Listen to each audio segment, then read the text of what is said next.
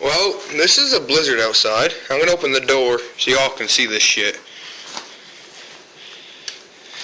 Lights have been flickering off and on, so soon we're gonna lose power. Might even lose it during this. If y'all can hear that. If you can hear that wind just a howling. I know it's hard to see a low light, but it is just screaming. Said about 40-50 mile an hour gusts. When it gusts good enough, you can't even barely see. Over there, those lights way off in the distance, that's downtown Presque.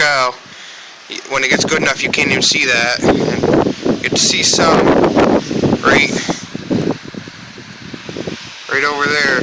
You can see that tire just swinging a little bit, and you can see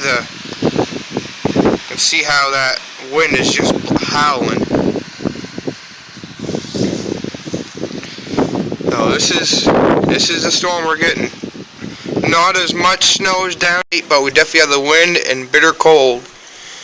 Like I said, the lights been flickering off and on there, so probably end up losing power.